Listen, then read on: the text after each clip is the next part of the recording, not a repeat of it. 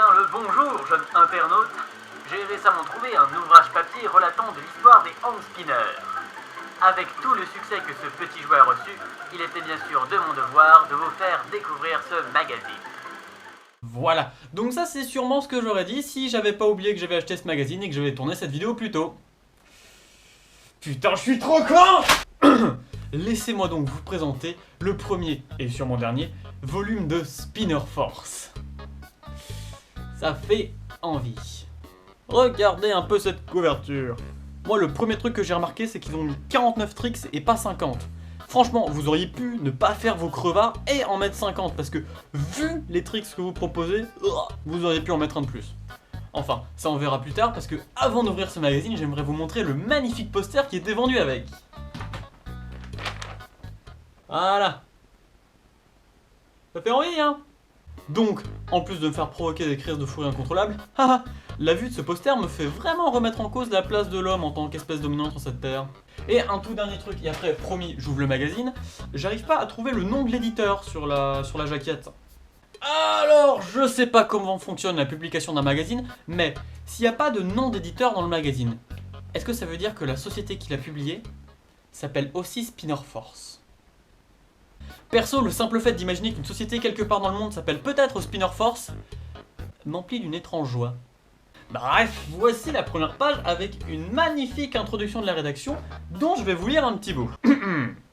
Dans toutes les cours de récréation, la déferlante des spinners n'en finit pas de conquérir le monde entier. Et c'est bien normal.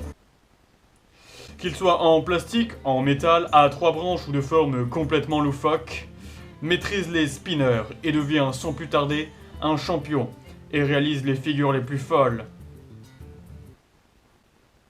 Et putain, dans les crédits photos, il y a Shutterstock.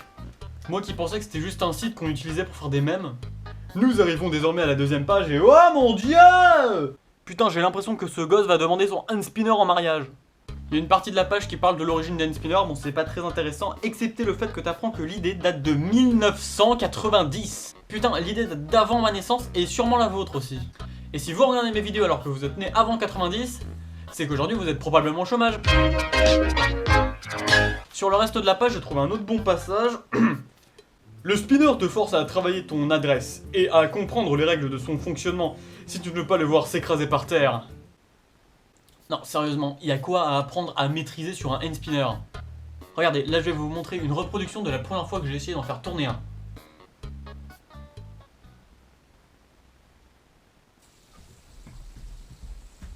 Du premier coup! Du premier coup!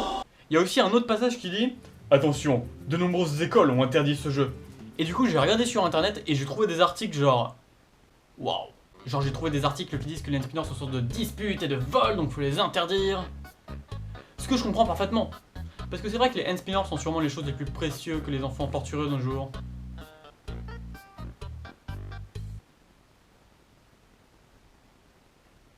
Quoi? Il y a aussi tout un paragraphe pour t'expliquer comment marche les hand spinners, mais franchement je peux vous l'expliquer moi et assez rapidement. Il y a un roulement à billes au milieu donc ça tourne. Il y a aussi toute une page qui vous explique comment choisir votre hand spinner, mais franchement ça aussi je peux vous le résumer. Tu vas au magasin, tu te rends compte qu'il n'y a qu'un seul modèle de merde, celui en plastique, tu l'achètes et tu pleures, fin. Après ça il y a 40 pages de tricks ultra impressionnants tels que... la pince, ou alors...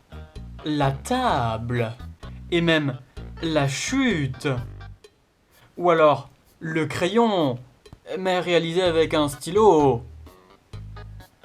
Mais... et bien sûr, mon préféré, la tour Eiffel. Mon dieu, que ces figures sont dures. Y a pas que ces figures qui sont dures. Il y a même des petits jeux de mots, tels que N'aie pas peur, Ongle Tom, ou bien encore Jonglospin, le frère de Lionel Jospin, j'ai envie de me cramer les yeux à la javel. Mais finalement, je crache et je suis médisant sur ce petit objet.